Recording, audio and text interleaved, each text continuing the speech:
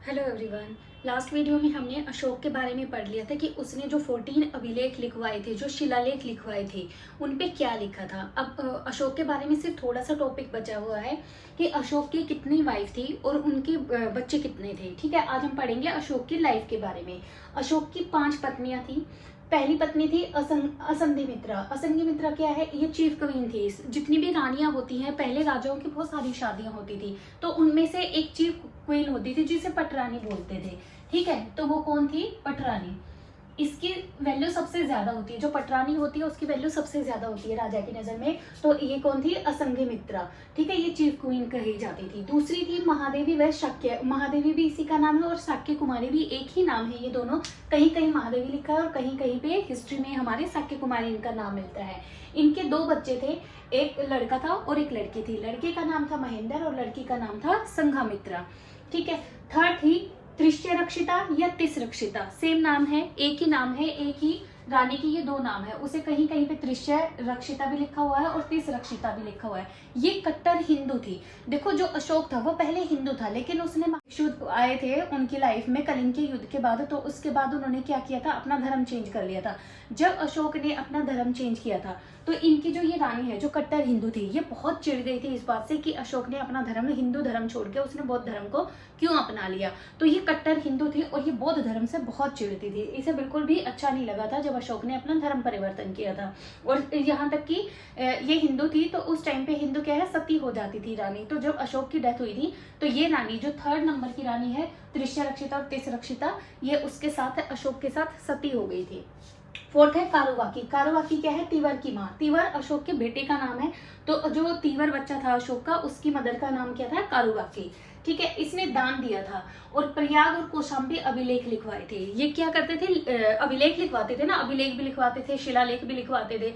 तो जो 4th number की रानी थी, इसके बेटे का नाम तीवर था और इसने दान दिया था। और एक प्रयाग में और कौशाम्बी में एक अभिलेख लिखवाया था इस रानी ने कि मैंने ऐसे ऐसे दान दिया है। इसने ये चीजें भी क्या है, लिखवाई थी उस टाइम पे। और इसे क्या बोला जाता है? प्रयाग और कौशाम्बी के अभिलेख को ही क्या नाम दिया जाता है हिस्ट्री में? रानी का लेख या रानी का अभिलेख भी इन्हीं को बोला जाता है। इसमें क्या लिखा था? इस अभिलेख में क्या लिखवाया था इसने कि मैंने ऐसे ऐसे जमीन में वो दान में दिया है। 5th नंबर की रानी थी इसकी पद्मावती। इसके बारे में कुछ खास नहीं लिखा है, सिर्फ ये है कि हाँ भाई, इसकी 5th रानी का नाम क्या था? पद्मावती था। अब ये 5 रानियां थी तो इनके बच्चे भी हुए होंगे। तो इसके क्या है, अशोक के पुत्र 4 थे, 4 बेटे थे अशोक के और 2 बेटियां थी। पहले बेटे का नाम था महेंद्र। तीवर, देखो तीवर की माँ कौन थी? कारुबाकी। कुणाल और जालोक। और महेंद्र की मदर का नाम क्या था? 2nd नंबर की जो रानी थी उसके बेटे का नाम महेंद्र था। और 4th नंबर की जो रानी थी उसके बेटे का नाम तीवर था। महेंद्र तीवर, कुणाल और जालोक। कुणाल, अशोक के बाद राजगद्दी पे कौन बैठेगा? कुणाल बैठेगा। ठीक है, ये मेन है क्योंकि ये राजा बनेगा अशोक के बाद। उसके बाद 2 पुत्रियां थी, संघमित्रा और चारुमती। इसकी 2 बेटियों के नाम थे। उसके बाद इनके खानदान में कौन कौन आई? अभी तो अशोक का राज चल रहा है। अशोक की 5 पत्नियां, 4 बेटे और 2 बेटियां हैं। जब अशोक की डेथ हो जाती है तो अशोक की डेथ के बाद अगला वंशज कौन बनता है? इसका कुणाल राजा बनेगा। कुणाल के बाद कौन बनेगा? दशरथ। देखो, कल जो मैंने आपको पढ़ाया था उसमें बताया था कि आजीविक समाज संप्रदाय के लोगों के लिए अशोक ने और क्या है, दशरथ ने नागार्जुन की पहाड़ियां और बराबर की पहाड़ियां कटवा के, गुफा कटवा के उनके लिए गुफाएं रहने के लिए बनवाई थी, पत्थरों को कटवा के। उसके बाद आएगा संपर्ति, उसके बाद शालिशु, फिर देववर्मा और फिर वृद्धर्थ। वृद्धर्थ अशोक के वंशज का लास्ट राजा बनेगा। जब वृद्धर्थ का राज चल रहा था तो वृद्धर्थ की सेना में जो सेनापति था वो क्या था? उसका नाम था पुष्यभूति सुंग। वृद्धर्थ के इसमें क्या था? वृद्धर्थ जो लास्ट राजा था अशोक के वंश का वृद्धर्थ, इसको किसने मार दिया? इसका एक सेनापति था, वृद्धर्थ का सेनापति था और सेनापति का नाम क्या था? पुष्यभूति सुंग। ये सेनापति था क्योंकि इन्होंने अपना धर्म को छोड़ के क्या है, कोई बौद्ध धर्म अपना रहा है, कोई जैन धर्म अपना रहा है। तो पुष्यभूति सुंग जो था ये ब्राह्मण था और ये जैन धर्म, बौद्ध धर्म के बारे में सुन सुन के ना ये थक चुका था। तो इसे बहुत ज्यादा गुस्सा आने लगा कि जब देखो ये जैन धर्म के बारे में और बौद्ध धर्म के बारे में ही बातें करते रहते हैं, जो करते हो उनके लिए करते हैं, मेन फोकस इनका उन पे था। तो ये इससे क्या है, चिढ़ने लग गया था। फिर इसने सोचा कि क्यों ना मैं इनको खत्म कर दूं, वृद्धर्थ को। अब अशोक तो बहुत पावरफुल था, चंद्रगुप्त मौर्य भी पावरफुल था, लेकिन ये क्या है, ये इतने पावरफुल बिल्कुल नहीं थे इनके वंशज। तो इसने क्या करना शुरू कर दिया, क्योंकि ये सेनापति था सेना का, तो इसने ना ब्राह्मणों की एंट्री सेना में, अब सेना कौन देखता है, राजा की सेनापति देखता है। तो इसने क्या किया, जो हिंदू थे या बाकी जो जैन थे, धर्म बौद्ध थे, बौद्ध धर्म को मानते थे, जो इसकी सेना में सैनिक थे, उनको धीरे धीरे हटा के इसने, और जो ब्राह्मण थे उनको लेना स्टार्ट कर दिया। और 90% जो थे ब्राह्मण, इसने क्या कर दिया, ब्राह्मणों को इसकी सेना में भर्ती कर दिया। जब इसे लगा कि हाँ सारी सेना ब्राह्मण हो चुकी है, मोस्टली सेना और मेरे अंडर है, तो इसने क्या किया, पुष्यभूति सुंग ने वरदत्त को मार दिया और नेक्स्ट राजा खुद कौन बन गया, पुष्यभूति सुंग।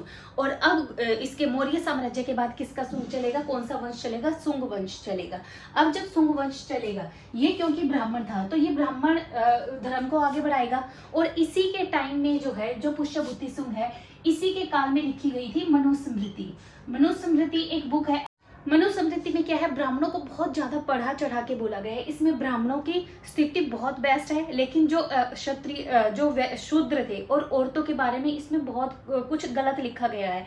इसलिए आज भी जब तक देखो, कभी ना कभी आपको सुना होगा कि मनुस्मृति को जला दिया है, या इसका लोग विरोध करते हैं कि इसकी बातें नहीं माननी चाहिए, क्योंकि इसमें क्या है, नारियों के बारे में और जो SC कास्ट है हमारे, जो उस टाइम पे शूद्र हुआ करते थे, इनके बारे में बहुत गलत लिखा गया है। इनको बिल्कुल निम्न स्तर का माना गया है, औरतों को और शूद्र को उन्होंने इसमें लिखा है। इसमें क्या है, समाज कैसा होना चाहिए, ऐसी चीजें लिखी हुई है। इसे पहले का संविधान, जैसे आज हमारा देश किसके आधार पे चलता है, संविधान के आधार पे चलता है, तो मनुस्मृति को इंडिया का पहला संविधान माना जाता है। ठीक है, तो ये मनुस्मृति किसमें लिखी गई है, पुष्यभूति शुंग के काल में लिखी गई है। अब पुष्यभूति जब राजा बनेगा, क्योंकि ये शुंग वंश का है तो शुंग वंश चलेगा। और इसी के टाइम पे जब ये राज कर रहा होगा, तो बाहर से भी विदेशी आना शुरू हो जाएंगे, बाहर से भी विदेशी आना शुरू हो जाएंगे। और जिसकी वजह से क्या है, अब इंडिया में 2 तरह के राजा चलेंगे। एक तरफ जो हमारे देसी राजा है, जो इंडिया में ही राजा बनते जा रहे हैं, एक को मार के दूसरा राजा बन जाएगा, साथ साथ क्या है, विदेशियों का भी राज चलेगा। अब कौन कौन से होंगे, देखो, एक तरफ होंगे स्वदेशी राजा जो हमारे देश के राजा थे, एक तरफ होंगे हमारे विदेशी राजा। ठीक है, अब देखो स्वदेशी में तो किसका राज चलेगा, पहले पुष्यभूति शुंग का, तो शुंग वंश चलेगा, पुष्यभूति शुंग। इसके आगे क्या है, शुंग चलेगा। इसके बाद कण्व वंश चलेगा। ठीक है, और 3rd नंबर पे आएगा सातवाहन वंश। सातवाहन वंश ये होंगे हमारे इंडिया के राजा। और जो विदेशी राजा जो बाहर से आएंगे, पहला होगा शुंग, इसके पुष्यभूति शुंग के टाइम पे आना शुरू हो जाएंगे। पहला राजा होगा हमारा इंडो ग्रीक, या इसे हिंदी यमन भी इसे ही बोला जाएगा, हिंदी यमन। सेकंड नंबर पे आएंगे हमारे, जैसे ये शुंग वंश है, इसी के जैसा शक वंश होगा, शक वंश। 3rd नंबर पे आएंगे विदेशी पहलव वंश चलेगा। ठीक है, और लास्ट में आएंगे कुषाण वंश चलेगा। अब ये क्या है, ये दोनों वंश साथ साथ चलेंगे। आज हमने अशोक और पुष्यभूति शुंग की जो शुंग वंश चलेगा उसकी स्टार्टिंग पढ़ ली है। अब साथ साथ में इनके बारे में भी पढ़ेंगे और इनके बारे में भी हम डिटेल से पढ़ेंगे। आई होप आपको अशोक के बारे में और शुंग काल के बारे में समझ में आ गया होगा। इससे आगे का जो स्टार्टिंग होगी, पहले हम शुंग पढ़ेंगे, कण्व और सातवाहन पढ़ेंगे, और उसके बाद अपने देसी राजा खत्म करने के बाद हम विदेशी पे आएंगे। I hope you like the video. Thank you very much.